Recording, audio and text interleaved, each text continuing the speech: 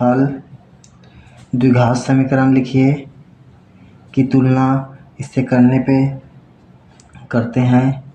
इसको पूरे यहाँ तक लिखिए। द्विघात समीकरण इतना की तुलना, जानते हैं हम मानक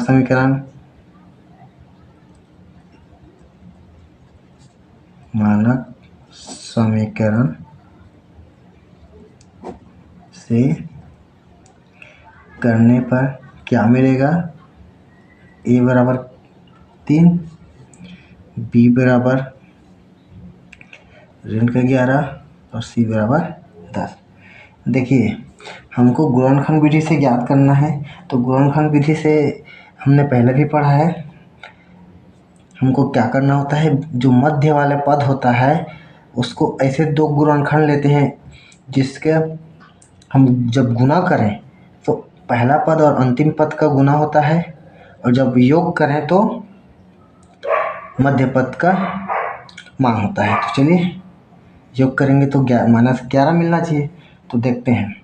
पहले तो यहाँ देखिए पहला पद क्या है और अंतिम पद क्या है, दोनों को गुणा करेंगे। अंतिम पद क्या है जी, पहला पद कितना 3, अंतिम पद कितना 10, तो 30 होना चाहिए। ठीक है। और योगफल के लिए, दोनों का योगफल के लिए दोनों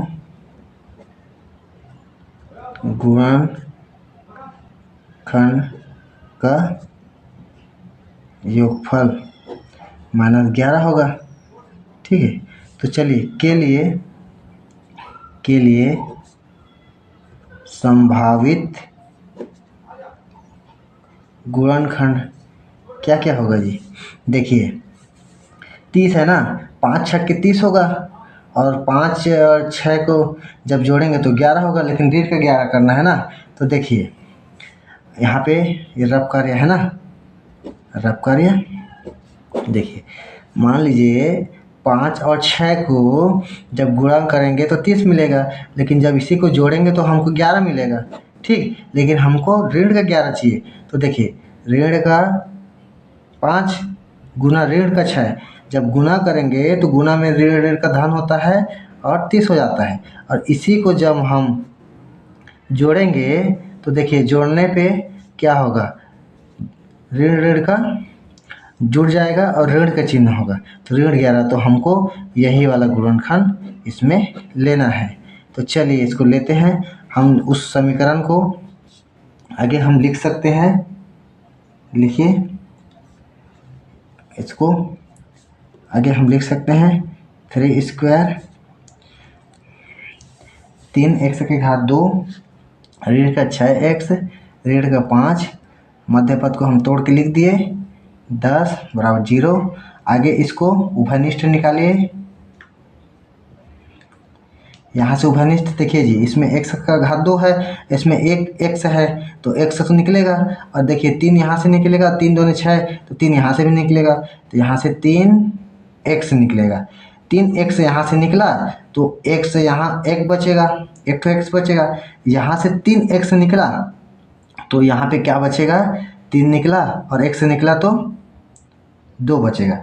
देखिए कंफ्यूज होने का नहीं है। देखिए मान लीजिए 6x है, यहाँ से हम 3x निकालेंगे तो x और x कटेगा ना, और 3 एकम 3, 3 दूनी 6, यही हम 2 लिखे हैं। ठीक वैसा है यहाँ से 3 स्क्वायर 3 के घात 2 है ना, यहाँ से 3x, तो जब x यहाँ से कटेगा 2 है तो 1 कटेगा तो 1 बचेगा ना, और 3 कट गया, यह गुना है इसलिए कट रहा है ना। धन ऋण कुछ और चिन्ह रहता तो नहीं कटता, गुना है इसलिए हमने काटा है। तो यहाँ से हमको क्या मिलेगा, 1 से मिल गया और यहाँ से 2 मिल गया, ये ऋण का चिन्ह है। चलिए इसी को आगे यहाँ तक हो गया। अब इसको कीजिए, इसको करने से यहाँ से इसको ऋण यहाँ से, और यहाँ से क्या निकलेगा जी, इसमें 5 निकलेगा। तो चलिए 5 यहाँ उभयनिष्ठ निकालिए, अंदर क्या बचेगा, 1 बचेगा, यहाँ पे क्या बचेगा, 2 बचेगा 0। देखिए यहाँ पे क्या लेना है, धन लेना है कि ऋण लेना है, ऋण लेना है। किस लिए, ब्रैकेट के बाहर में देखिए ये दोनों से गुना होगा, जब इसको अंदर लेंगे तो ये ऋण ऋण धन हो जाएगा। ठीक है, तो इसलिए कैसे होगा देखिए समझिए, ऋण 5 है, x ऋण 2 है।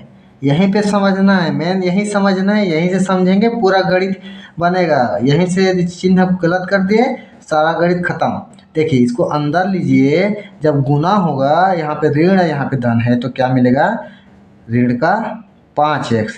और ऋण 5 और ऋण 2 को जब यहाँ गुना है ना ब्रैकेट के अंदर में, जब गुना करेंगे दोनों का तो गुना में चिन्ह क्या हो जाता है, धन होगा, और 5 दूने 10 होगा। ये देखिए ऋण का 5 धन का 10, समझ गए ना, इसलिए हम यहाँ पे ऋण लेंगे। इसको इस गणित में यही चीज़ आप ध्यान देंगे तो सारा गणित बनेगा, अन्यथा स्वाहा हो जाएगा।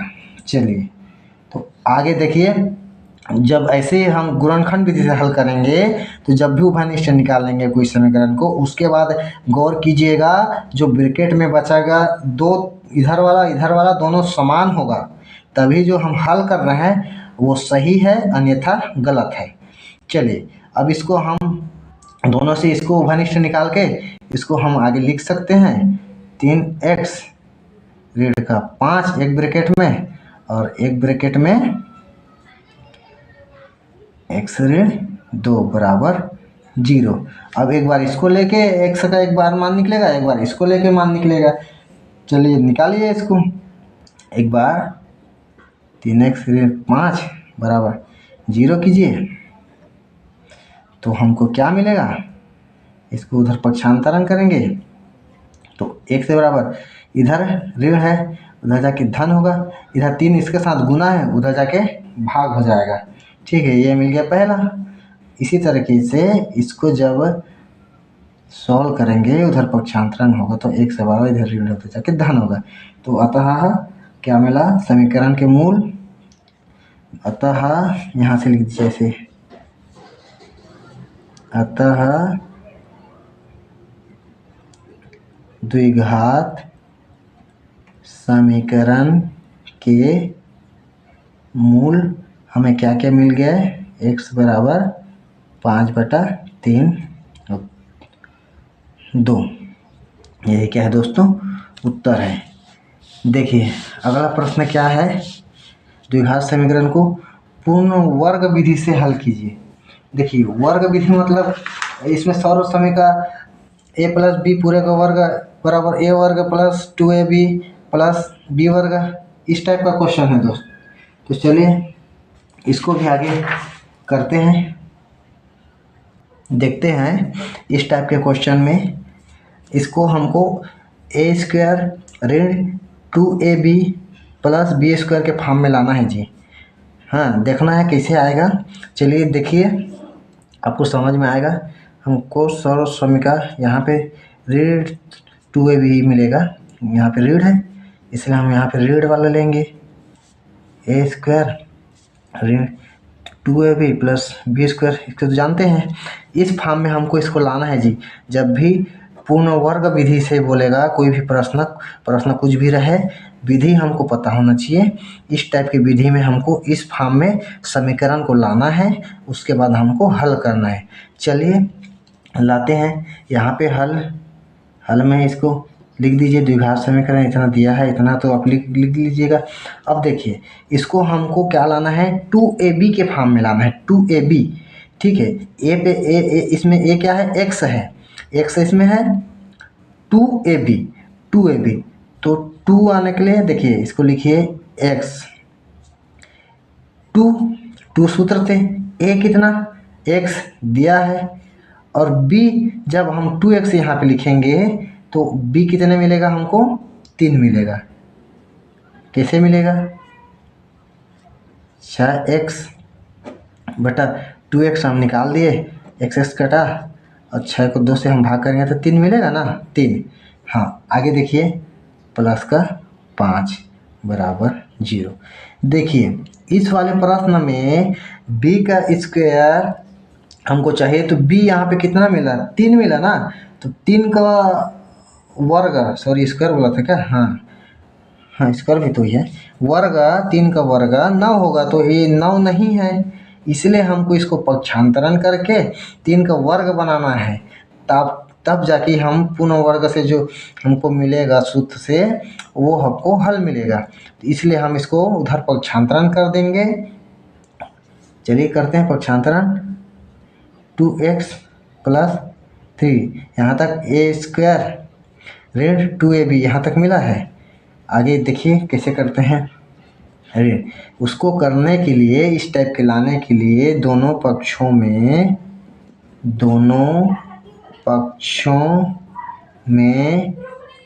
2x के गुणांक, ये गुणांक 2x के गुणांक क्यों लिखे हैं? 2x से गुना कर रहे हैं 3, और 3 क्या है? b है ना, 2ab है, तो हमको b का लाना है, इसलिए b का वर्ग चाहिए ना। तो गुणांक कितना है? 3 का वर्ग जोड़ेंगे, यहाँ पे देखिए धन है ना, धन है, इसलिए जोड़ने पर, समझ गए, कोई दिक्कत नहीं। जोड़िए, दोनों पक्ष में जोड़ेंगे तब इक्वल तराजू है भाई, ये तराजू है, दोनों पक्ष में जो भी क्रिया करेंगे दोनों पक्ष में ही करेंगे, तब जाके आपका तराजू बराबर होगा, इक्वल के बराबर, दोनों पक्ष में समान क्रियाएं करेंगे। तो चलिए कीजिए, यहाँ से x² 2x 3 प्लस यहाँ पे 2x मतलब ये भी गुना ही है, 3 का वर्ग बराबर 5 धन 3 का वर्ग। देखिए अब ये हमारा इस फॉर्म में मिल गया। a की जगह क्या बैठा है यहाँ? x, b की जगह में क्या बैठा है? 3, x² यहाँ से ऋण 2x, a की जगह में x और b की जगह में 3 धन b के घात 3। तो हम इसको क्या लिख सकते हैं जी? इसको पूरे को हम क्या लिख सकते हैं जी? x ऋण 3 घात 2। आगे इसको सॉल्व कीजिए, ऋण का 5 और 9, 3 × 9 होगा ना। देखिए इसको यहाँ तक मिल गया, आगे इसको सॉल्व करेंगे तो यहाँ पे 4 मिला, यहाँ पे क्या मिला? x की घात 3 4। अब देखिए इस वर्ग को हटाएंगे, x का हमको मान निकालना है ना, वर्ग को हटाने के लिए क्या करेंगे जी? दोनों पक्षों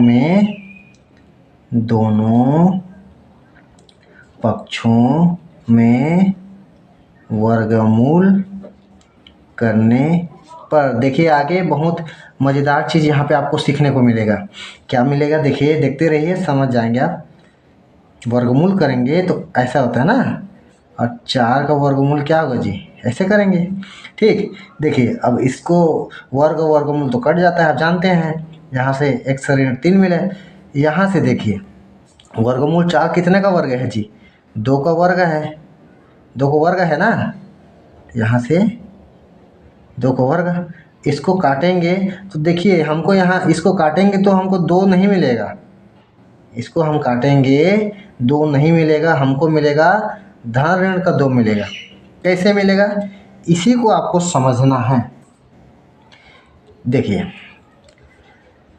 2 का वर्ग मतलब क्या हो रहा है? 2 × 2 ना, तो 4 मिलेगा। इसी तरीके से ऋण 2 का वर्ग भी तो भाई हमको 4 मिलेगा, ऋण 2 × ऋण 2 करेंगे तो 4 होगा ना।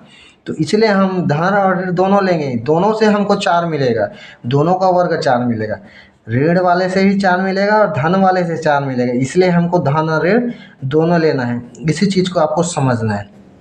चलिए आगे हमको x का मान ज्ञात करना है यहाँ से। तो एक बार धन लेने पर एक बार धन लेंगे तो x ऋण 3 बराबर धन का 2 लेंगे, इधर 3 को पक्षांतरण करेंगे, इधर ऋण है उधर जाके धन होगा, तो 3 2 5 मिलेगा। ऋण लेने पे एक बार ऋण लीजिए, ऋण 3 और ऋण का 2, x बराबर उधर पे क्या होगा हमको क्या मिलेगा, इधर ऋण का 2 है, इधर पक्षांतरण करके तो धन का 3 मिलेगा, तो हमको क्या मिलेगा यहाँ से 1 मिलेगा।